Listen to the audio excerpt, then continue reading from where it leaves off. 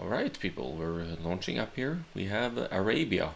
Have to admit, I don't know which team's home map this is, but it's a map that's, well, it's the AOE 2 classic. Everyone plays Arabia, almost everyone plays and prefers it.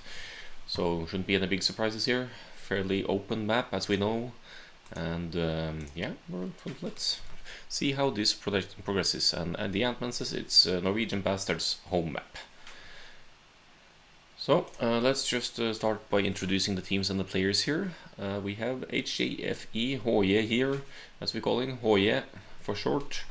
He is playing as the Franks. That is Hoye's favorite civ, and this with the green color here means that he is in the pocket position. Pocket Franks, always solid, my favorite civ as well. Great cavalry, cheap castles, amazing boom, so not much to say about that other than that Hoye here will be able to provide support throughout the game, hopefully, for coordinated efforts on the left hand or right hand side. Now, 1v1 elo wise, HGF here is actually the presumed weakest one in terms of elo number, but don't get deceived by the fact that he's 150 below the others in 1v1 elo, because he's a very solid team player, and I'm sure we'll be seeing some great playing for both sides today anyway. But now moving on to the right hand side, one of Hoye's flanks is Plogen. With the Ethiopians, 1700 plus 1v1 player, almost 1800 these days. Picks a very strong archer civ for the right side flank here. Ethiopians with the faster firing archers. Also some facility for the transitions into feudal and castle ages with 100 food and 100 gold as you pass through the ages. So that makes it easier to go for example, a men-at-arms opening, since you, by getting those resources, in fact get the men-at-arms upgrade and almost one infantry unit for free with those resources. So on the left-hand side, we have Kong Forever. He is playing as Britons for this one, so they're not taking any chances with the civs here. I think they're going to play solid meta here in Norway with a combination of scouts and archers early on, and yeah, shifting the focus as needed. We'll see who gets the better end of the deal here. But we have Kong Forever here, also has been past 1800 as his peak rating. Currently he is at 1704 or something low, but Kong is a very solid player. He loves his Drush openings, Drush men-at-arms, these kinds of things, and then go into archers. So he's gonna put up a challenge on the flank side here, I'm sure. Now for the other team, for Druzhina here, we have JCP Kill in the pocket position, also as Franks here. So we have a pocket mirror, so that's going to be interesting to see how that plays out. No Indians or anything to hard counter the enemy pocket, they're both with Franks here, so we'll be looking at some same kind of mix-ups here with scouts and archers, knights, crossbows, even paladins for the late game, and then castles for map control, I guess. Back stone for JCP Kill, but other than that, many golds forward. He is in the pocket position though, so he won't necessarily be subject to early pressure here from the other team. On JCP Kill's left side, here we have Adal with the Britons. So it's a Britons mirror on the left hand side here between Kong and Adal. Now, to be honest, I feel like Kong is definitely the stronger player of these two flanks, even though their ratings aren't that dissimilar these days, both in the 1700 plus. Adolf is more of an all-in-one TC type player, whereas Kong is can of course go for the all-ins, but he usually prefers his rush fast castle. So it's going to be very interesting to see how these players play and adapt to each other's strategies, because all-in plays like Adolf likes to do aren't necessarily the best for team games. And finally, for the right hand side, we have the German player AR12 here with the Vietnamese. Another very strong archer civ, also a great counter to other archers' civilizations, because the Vietnamese, they get extra hit points on their archery range line units, so your archers are stronger and your skirmishers obviously are stronger as well. By having Vietnamese on the team, you get the access for your whole team to the Imperial skirmishers as well, something that's worth to note, that could come into play if it goes to a trash 4 late game. Alright, so back to Kong's side here now. His Drush is already forward as Adal is dropping his barracks and going for the men-at-arms build. So no army infantry units whatsoever for Adal here. He's going to have to use his infantry defensively if it's at all his plan here. It could also be that he's going straight for the archers, which in that case is a good call against Kong's early openings, because you'd have an easier time dealing with the infantry openings. Nice quick walls, securing the barriers here, but at the cost of being idled at the TC. So he hasn't even ungarrisoned yet, so this is a lot of idle times for Adolf, unfortunately. Yeah. Slightly, yeah, I won't say Adolf is panicking, but he had quite a bit of idle time there. Falls slightly behind in production as well, as opposed to the others. Meanwhile, we have the pockets going up to the fuel edge. JCP kill at 20 pop. Same as HTA actually, but seems like HTA has lost his scout, so he did go up with one more villager. Could prove useful for the overall food economy here. See that HTA has a little bit more food in stock than JCP kill here. So Drush causing some annoyance here. Still nice quick bolts from Adal here to keep some space behind the lumber camps here to make sure that the walls will not necessarily result in collection rate being affected too hard here. It's still some idle time to be considered here though, and yeah, while Adal will have the income, it's going to be a little bit inefficient after all, with bumping into each other with villagers and stuff. Right hand side, looks like we've had a Drush opening for Plogan as well. I was a bit too focused on the left hand side to note that. Air 12 with the range up though, and yeah, looks like there has been a little run in here. Plogan with 3 deaths, so he's likely lost his scout and militia now, but he's in exchange getting some trades here. Might actually get a villager here if he gets lucky. Air 12 saves that one.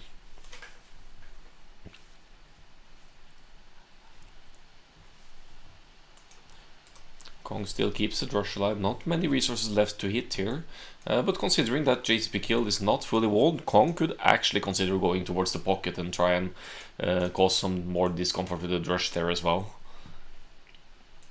Now on the right side we have 3 military for HA and 5 for JCP kill here, so JCP is currently outnumbering HA in the scouts numbers.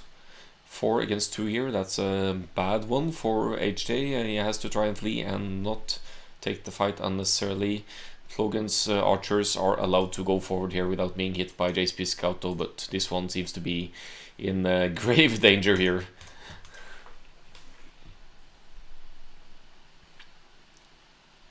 So looking at Kong's setup, definitely setting up for a Drush fast castle double crossbows here. And seems to be working out nicely for Kong, so he will have a head start to the Britain's crossbows with the longer range. While on the right hand side here we'll be seeing an extended fuel. Plogan taking some losses here now, even with the faster firing archers. None of them players with fletching here, but then both scouts and archers numbers are higher for JSP kill and AR-12 here.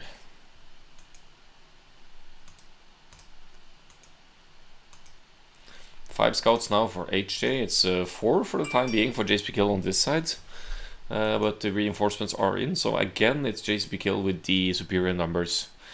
I think we'll need some spears mixed in here and not just rely on the scouts and the archers here. Just 1 or 2 spears from Plogan's side would shift the favor, could shift the favors of this game, even with archers in the mix, if you're able to kind of keep the spears in between the archers so they are a bit harder to target. You could get some sneak hits in on the scout and turn the fight around. So military numbers from the pockets, roughly similar here, but still slightly, now it's slightly more for HJFE here actually, and looks like Plogan and HJ might be wanting to go for JSP kill in the pocket now.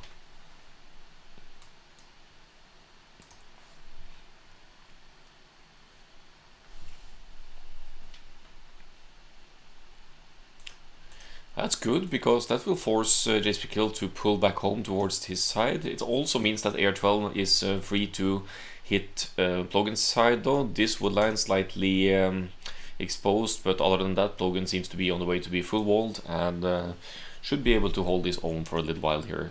JSP kill, however, is still kind of open. I mean, you need to pass next to the TC here, but it might still be worthwhile to delay the Frank's boom in the pocket here and make sure that the Knight's switch is delayed. We see Kong Forever on the way to the Castle Age now. Nice reaction from JSP kill, by the way, to get those house walls up and deny the scouts and archers entry here. Even Kong is here with the scout too, probably to try and stop the quick walls or something here.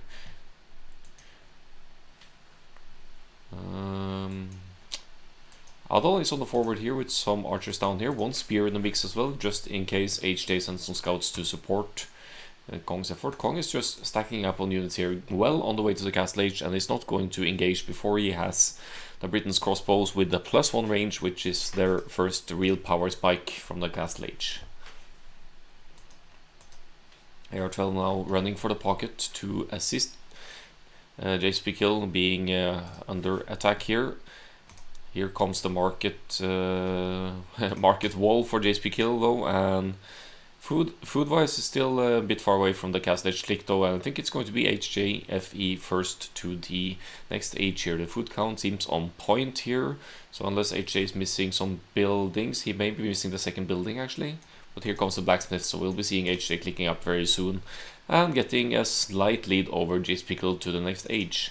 Great engagement here as well from HJFE. Not easy to tell among the colors here. I'll just toggle team colors for a little moment there to show the actual numbers, but you see JCP kill with being outnumbered here and losing the scouts fights finally. Hold on. JSP kill actually got the scouts upgrade, so he wins this fight against HJ, sends in a spear as well, and that also explains the fact that JSP kill had a little bit less food in the bank. He went into the scouts defense, which is going to come in handy for the knights later on as well, but in theory it could delay the Castle Age a slight bit, but looking at the uptimes here, the pockets are only 7% apart, so no real difference there. Kong Forever now with the crossbows forward, no bodkin yet, but he gets that +1 range for free, so he's essentially got the equivalent on bodkin arrow for these archers. He tries to engage, but Alwolf pulls up a defensive tower, which is good news for Kong. That is going to delay further TCs from his Britain's counterpart here. Even stone walls from Alwolf on this side, so he's really trying to play it really safe here. So we have a pause now, could be because of lag issues. Kong, as far as I know, still has a potato PC, so that tends to cause some lag. Looks like Kong is on the way to try and hit pocket though, and I think that's good timing because still 35% to go before JSP kill can get to the Castle Age, and then again has to produce the knights and preferably have +2 defense before engaging against knights. So we could be looking at some real damage potential from Kong Forever here now, if he's able to break in and hit some eco with his archers. This woodline, for example, is within range of the crossbows.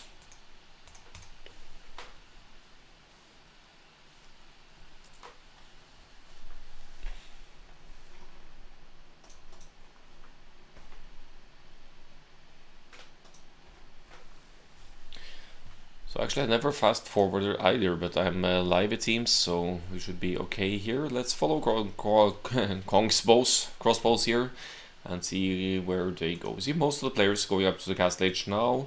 It's going to be Adolf the latest here. He was subject to some early pressure from Kong, so that certainly paid off. Overall villager count as well for Team Druzhina here is below the Norwegian bastards, so economically speaking, it's looking like Norwegian bastards game for the time being.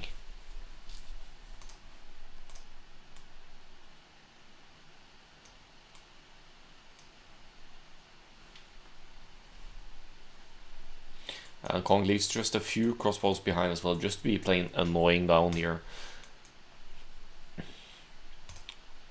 JSP kill going into the second and likely the third TC here to get the boom started and set up the economy for the late game. I'm assuming HJFE is doing the same thing.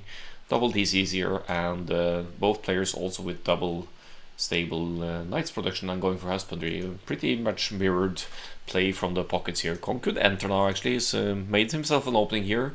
And the damage potential is still going to be limited though, because the TCs will likely be up, but some villager pickups, always good news anyway. That's 1 kill for Kong Forever right there. JSP kill now with 39 villagers, as Kong has also gone into multiple TCs here.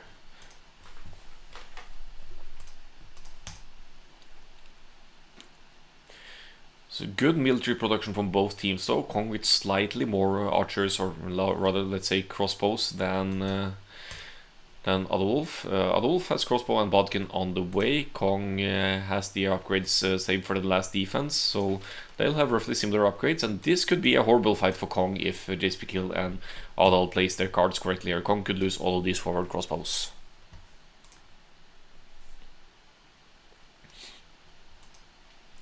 Nice hit and run though, and Adolf's crossbows are outnumbering Kong's, but they're also out of position, so I think all in all Kong is getting a great trade here after all. He might pick off most of these knights and then leave HJF here with a military lead over the other pocket here.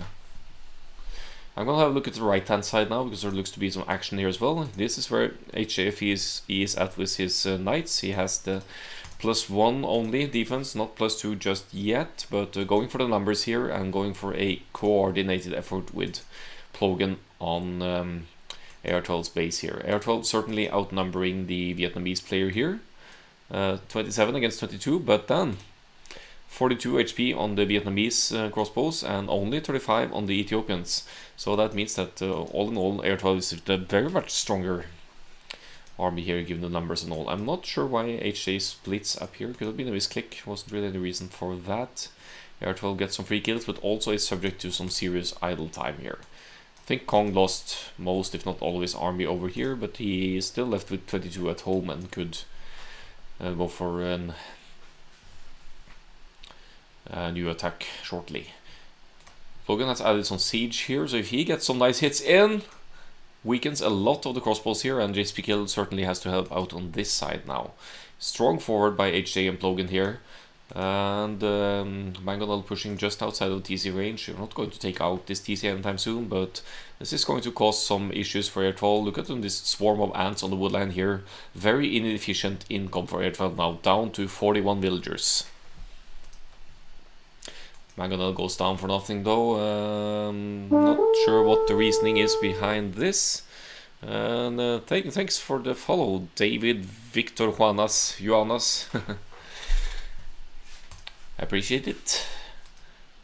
Alright, so HJ's knights are down. Plogan is fighting with faster firing archers here, but the Ethiopians have more HP, so I think this is a fight that AR12 wins. Collected military, not too dissimilar between the teams here, as AR12 brings in the reinforcements, but look at the KD here though, 55 to 36 for Plogan, and AR12, very inefficient economy now. Is garrisoned with 4 villagers inside the TC and is gathering wood only on this side. Look at the villagers bumping into each other, going for the second TC just now, whereas Kong at home is more on the defensive right now, but he's also with triple TCs as opposed to Adal Wolf's only 1 TC, as I mentioned earlier. Adal is more of a 1 TC all-in kind of player, and that could be punished in team games. It's also a bit of strategy choices as well. Kong going for the Drush fast castle, resulting in an earlier castle age, earlier power spike for his archers, crossbows units, and putting Adal Wolf on the back foot. Adal makes a good move here now though. He stays under tower fire and saves most of his archers here and sends forward some siege to pressure Kong here. So even though it looks bad for Druzhina, it's not over yet. The KD is less than uplifting for Team Druzhina though.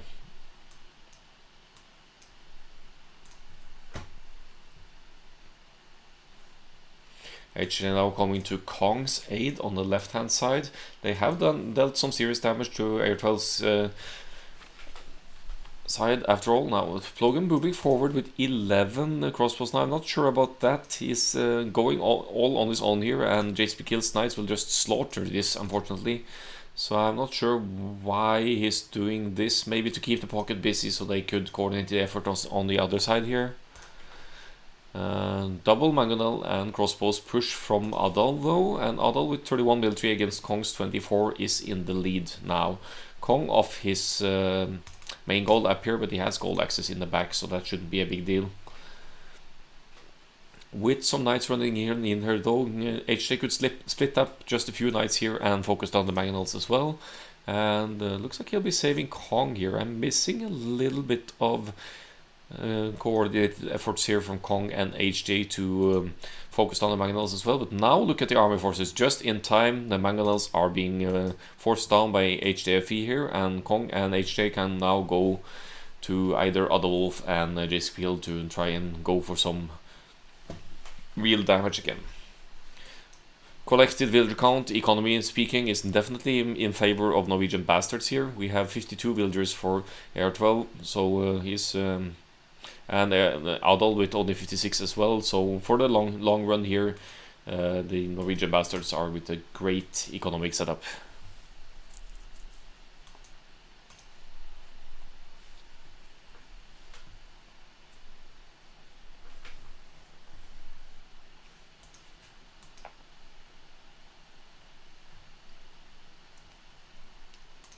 Siege workshop on the hill now for Kong Forever. He has a sizable amount of crossbows as well. 39 crossbows, 39 army against Adal's now 13. They're at, I think they're both at triple range production. Quadruple, no, much more. 1, 2, 3, 4, 5, 6, 7 ranges for Kong Forever. Not taking any risks here. 27 on wood, 32 on gold. Kong should have an easy time outmassing AR12's, Adal's numbers here, but he is also being subject to attack from JSP Kill here with the knights, so at least this wave of crossbows is going to be lost for Kong. Meanwhile, however, we have HJFE coming to the rescue here and to address JSP Kill's knights here again, and also HJ is 20% Imperial Age, going to be well ahead of all the other players to the Imperial Age here. Looking at the resources, not really anyone close to imping here of the other players, so that's going to be a power spike if HJ can keep his army numbers up here. Plogan sustaining the push on the right hand side here as well. He's with fully upgraded, now missing the second defense for the crossbows, but other than that fully upgraded. Ethiopians fire faster, and he has a mangonel pushing mono AR12's TCs as well. We see AR12 has been forced to relocate here. Then again, if JSP Kill sends his knights in, he is in a decent spot numbers wise to coordinate with AR12 and take out these numbers still. It's just a matter of how much you want to risk losing your army numbers when you're likely thinking about that imp transition soon. There's a flare down in the south, castle going up on the hill for Adal here actually, and nice walling off as well to obstruct the pathing so that the knights and crossbows as well can't easily deny this. More quick calls going up. I think this castle is going to secure this hill for a bit for Adolf, so a good call right there. Also sneaking in a mangonel from behind to deal with the crossbows trying to deny the castle. Great awareness from Adolf there to I think he gets this up. It certainly takes its toll on his economy by losing builders like this, and overall villager numbers again far behind for Druzhina here, but taking this hill is crucial for Adolf now to limit pressure from this side. Right hand side, we have most of JSP Kill's army here to try and deal with Plogan's numbers again, make sure that Plogan doesn't get to a crucial amount of crossbows to upgrade into the faster firing Ethiopians arbalests here. Finds a choke point here, will take some trades against the knights again, and we have HJFE with 30 military, JSPL with 32, but HJ has cavalier on the way and plate barding armor, so he's going to have a lot stronger cavalry units once these upgrades kick in. His army is on point to deal with both JSP Kill and AR12's armies here now. Good coordinated efforts on this side to fight close to the TC of Plogan as well, even though garrison builders means idle time, it also means some sneaky arrow fire on the armies trying to take the choke points here. Cavalier is in, and JSP Kill and AR12 will need to try and back off. I think HJ will chase the archers group here just to make sure that AR12 cannot get to the crucial mass to make use of in the Imperial Age, which he is on the way to here. Back to the left side, Kong is just massing units, is with Imperial Age and Arbalists now, so he will have that +4 range, and will be going into Bracer as well, will have outrange his Britain's opposite side by far now, as Adal is only 17% up to the next age.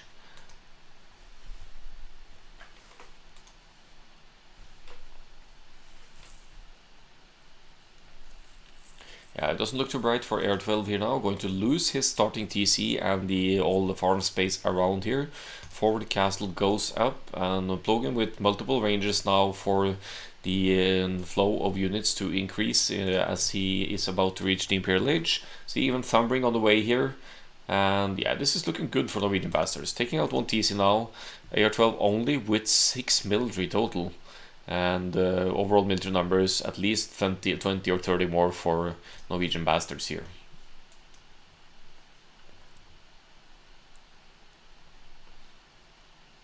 Look at HJFE is even getting Paladin in here. That's going to be just so huge against JCP, who just reached the Imperial Age. He's with 41 military, so he has a decent sizable military here. But let's see HJ's Paladin progress here. It's it's only 25%. Still, he has Cavalier and fully upgraded except the last attack upgrade, whereas JCP only has Knights. I feel like HJ should actually try and contest JCP's Knights now before JCP who just reached Imperial will get into this upgrade. He did actually convert on Cavalier, that's funny. Looks like Plogan and HJ are going for the AR-12 kill here though. And look at the villager numbers, the economy here. Druzhina falling far behind here now. Even though AR-12, even though Adolf reaches the Imperial Age as well, sits under a castle here to wait for the crossbow masses to be upgraded to Arbalists. I think they're going to start trade here as well. So if one team has trade and the other doesn't, that's also going to be a huge factor in this game. Takes some time for the trade to kick in, of course, but the markets are in position, and Norwegian Bastards will be looking at some steady gold income once that can kick in. HJ with Paladin at 87% now, so this fight is one he can stay in, even though AR-12... oh, never mind, that's Kong. Sorry. Yeah, Kong chipping in the fight here as well. This could be the game-deciding fight, because JCP risks losing most of his military here, whereas HJFE just had Paladin kick in. And that's it for Druzhina. AR-12 basically wiped out of the game here through very nicely coordinated efforts from Plogan and HJFE on the right hand side. Kong with a nice early aggression and then just holding on against his Britain's counterpart here. I'll have to commend Adal for holding on and defending and getting to the Imperial Age and the Arbalists here and back to pushing though. But that doesn't change the fact that Druzhina has lost one team member almost completely along the way here. Did resign. I don't know why Adal isn't yet. He can't carry this 1v3 even with his self-proclaimed Giga Brain, so maybe just wants to take the last deciding fight here. So that's the game for Norwegian Bastards here.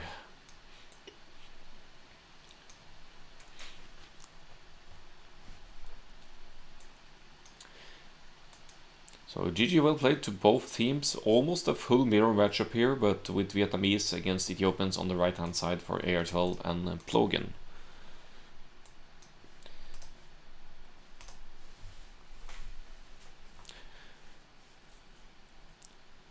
Browsing through the stats here.